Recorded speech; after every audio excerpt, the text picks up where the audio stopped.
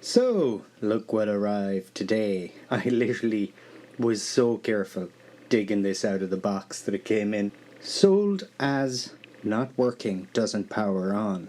Yeah, eBay lingo for you. The lock on the side is missing. Again, not sure what that lock was ever for, but I just hope that when I get inside there isn't a lot more parts missing, and that this was a donor for another console, because yeah, hopefully there's not a lot missing. I have caps on order, a full recap, not just one board, the entire thing is going to be recapped. I'm going with SMD caps of the same size as the Mega CD. I've been doing a little bit of homework, got a capacitor list. I've ordered capacitors more than I need from Fernell, so they should be arriving, and sometime at the weekend I'm going to strip it down and we'll start troubleshooting. I'm not even going to power it on until I have a look at the fuse, have a look at the capacitors, have a look to see what might be missing, because once I see something that should be there gone, I get kind of worried, yeah, that this may have been a parts unit, and that's kind of, yeah, you know, someone could have used parts from this to get another Mega CD up and running. Okay guys, so I've got the overhead cam going, and we've got our Mega CD, SEGA CD. So six screws on the bottom, 2 here. So let me open this up quickly. The drive itself looks okay. So we've got a power board here. I wonder, does this just lift out? Maybe it does once I disassemble a bit more of the kind of front plate. Okay, so with that said, I'm going to take this board out next, but I'll release the can if I can. Yeah, and I have to get this ribbon here. So I need to get something under it and pull gently. Okay, I can get it afterwards. Get that out.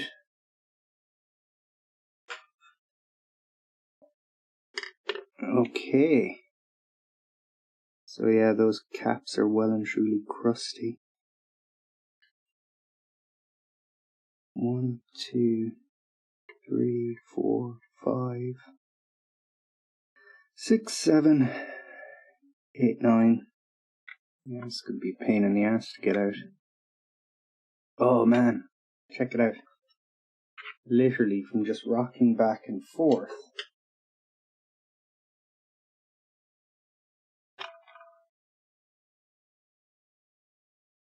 Just from rocking back and forth.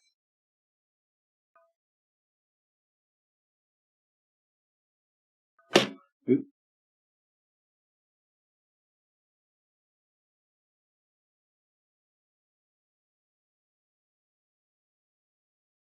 Can you guys see that? Right here? That cap just fell off. And if I must have just brushed off this one and it fell off. Hopefully I don't have to do much trace repair on this. Those caps are just falling off. Okay, so I'll zoom you out again. Yeah, they're really bad, those caps. I've never seen a surface mount cap just fall off from corrosion, which makes me worry about the pads underneath. So 4 caps have just fallen off the board, and what we're going to look at is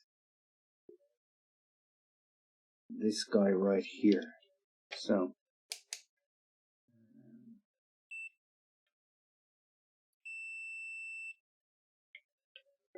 and I want to check for continuity across that fuse. So, can I make sure I give you guys some light? So that fuse is blown. So, blown fuse. We're going to put that to the side for now. I'm not really that interested in it right now. I have fuses that I can swap out for it. They might be a little higher in the amps, but I think that'll be okay. I think they're like 3 or 4 amps. This is probably 2.5, I think. So yeah. Yeah, this board looks fine otherwise. So here we have the main show itself. The main kind of brain of everything. As you notice, just by sheerly removing it, caps have started to fall off. We got caps over. Cap here fell off, here. I'm inclined not to put heat to this board until I clean some of the electrolyte.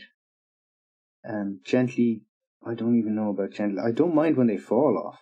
I just don't want any mechanical stress on those pads.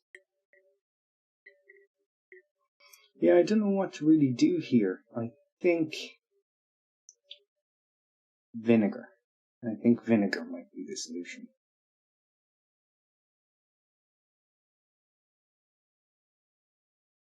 And you can also see that it's on the legs. These kind of packages here, especially this one. So I'm going to have to kind of clean that, make an attempt.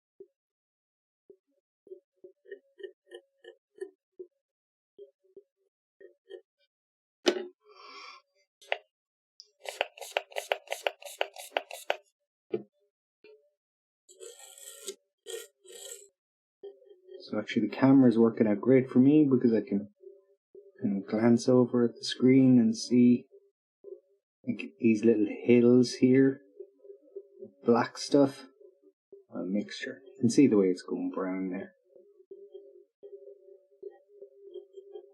And unfortunately this is the only way to do it.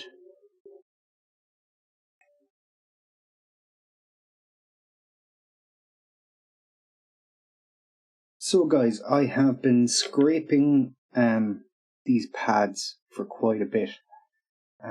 It's kind of boring. Let me just zoom in. There's no other way around it. You've just gotta start digging in and getting off the kind of corrupted alloy that's on there. Okay guys, so this isn't great. You may notice I have some Gorilla Glue here.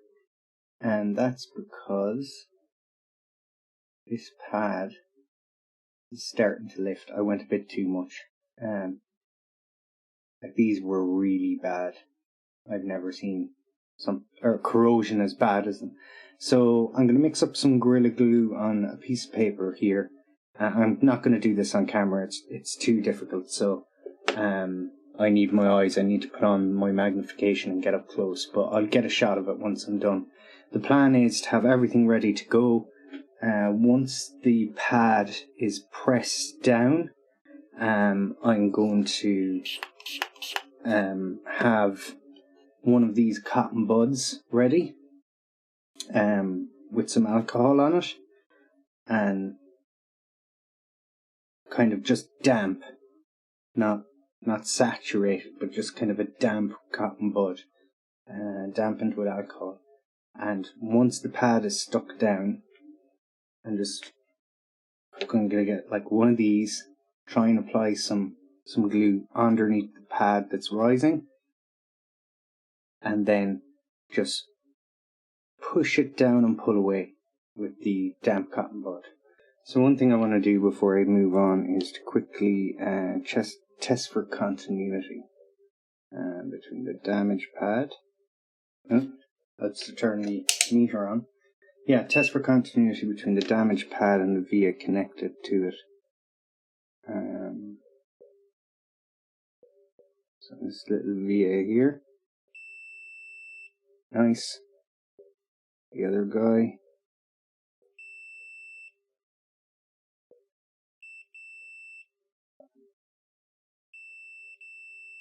Okay. So, again, I'm not going to go at those. I'm going to come back to them once I've fixed other areas. So guys, I've put like a small bit of solder on each pad. The plan is, because these are so bad, I'm going to use through-hole components and bend the legs out. Because I fear that if I use surface mount, this will be the last recap this board ever gets, because it is just, the pads are that bad. Yeah, rather than have someone come along and recap it in the future, perhaps if I use surface mount stuff, they'll take the pads with them. So it might be easier just to use through hole and bend the legs. So I'm going to get my caps out, find the smallest size 10 microfarad 16 volt caps, and we'll use those.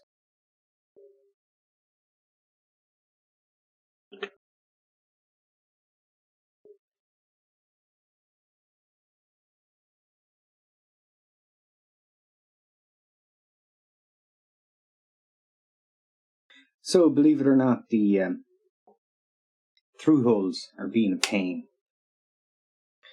So they're what are they, 100 microfarad, something like that. Yeah, 100 microfarad, 6.3 volts. So yeah, I'll be replacing those with a far higher voltage. Yeah, it's gone down the legs, the electrolyte from the leaky caps beside them, and into the via. And I'm maybe the one over here is going to be a bit easier, but this one's been a royal pain. So we are recapped. I'm going to bring this somewhere else where I have a little bit more space, and I'm going to clean off all the flux. So the board is fully recapped using the through hole. Again, I went with through hole rather than the surface mount, even though I had surface mount, because yeah, I'm worried that if it's ever recapped in the future, that pads are going to lift. Speaking of lifting pads, but yeah, I had to end up putting a bit of Captain tape because the corner I had glued down on this capacitor, C46. Yeah, it came up a little bit again. I checked continuity, it's still there, but yeah, that's a pain in the ass. Also, this little ferrite here had just popped off. So I just wrapped some new wire through it and put it back in place. Kind of copied the way that it was there originally. We also got our new fuse in here. So yeah, I think this is actually, hold on, I'm not sure. I think it's a 3 or a 4 amp fuse. Yeah, a lot higher rated than the old guy. But yeah, should do the trick. So now, I think it's time to put the thing back together. So excuse the hum and flicker of the CRT. So, I took it apart again. So when I plugged it in,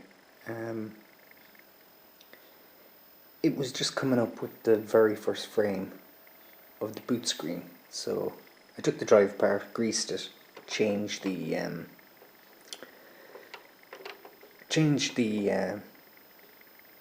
belt, And now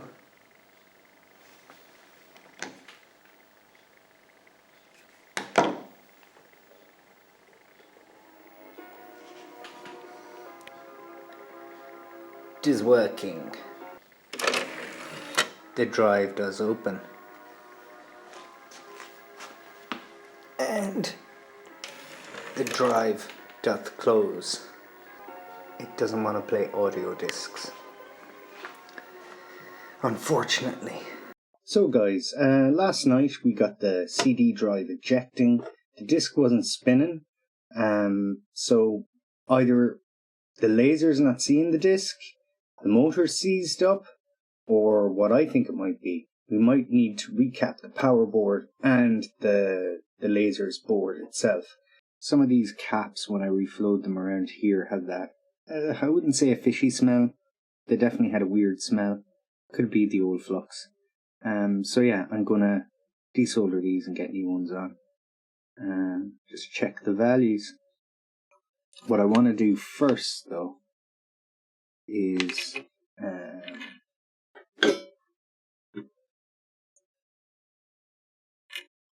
like, you can see this capacitor here, which is nice. It's marked on the bottom of the silk screen.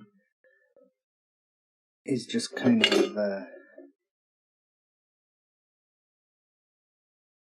flow some new solder in there. For this guy, the power board, so I can shotgun approach a lot of this, because it's all these black ones are all 10 microfarad. So I'll do that last. I'll start with the CD and I'll do this one last. But yeah, so we're going to recap both boards. There's 2 capacitors on the laser itself, the laser assembly. So maybe I'll have a look at them. If they're just regular bipolar electrolytic capacitors, I'll replace them so that we've recapped the entire thing, so then we know it's not capacitors. So, this board here, for the laser, the drive,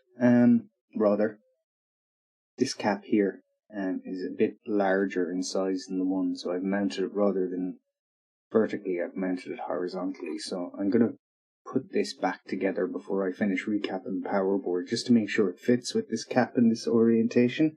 So I replaced the 2 capacitors here, 100 microfarad, 10 volt, and a, what was it, 4.7? 47 microfarad, 6.3 volt. So I went for the exact same values. Sometimes I go up in voltage just so they might last longer, but with this, because it's a laser, I went on spec. I did that with a lot of the kind of with the drive and the CD drive, went on spec. On the power board, on other kind of stuff, on the audio circuitry, I go up voltage, but with this kind of stuff, just to be sure, yeah, stay on spec.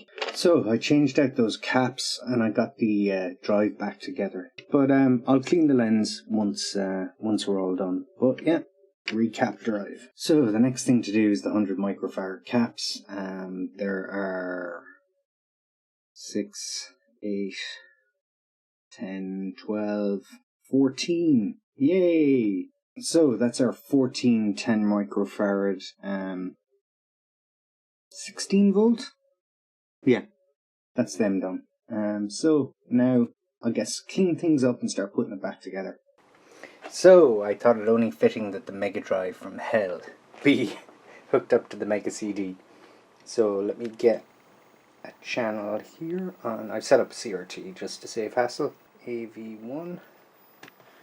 Let's turn it on. So the access light is just blinking. But it didn't get any worse from recapping it, so okay. Let's hit reset, get the drawer to open.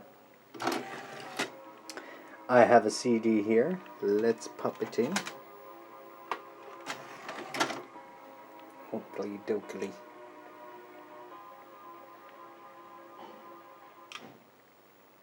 No.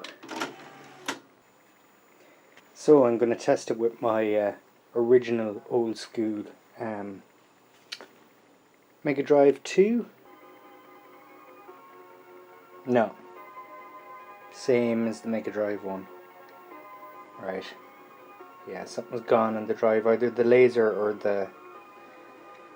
I guess the motor. Yeah. Yeah, the constantly blinking access light has me worried. So it looks like we're going to have to do another episode to fix this. And I'm going to have to troubleshoot it and figure out what's going on. But you know what? It's somewhat working, and compared to the way I got it, you know, it can be saved. Maybe a new laser, maybe a new drive assembly. We'll see. It doesn't sound like the motor's engaging or anything's engaging. The laser could be fine. It could be just the drive itself. So, yeah, I'm going to Google what the constantly blinking access light means and the fact that it isn't spinning. But yeah, it's going to be a fix for another episode.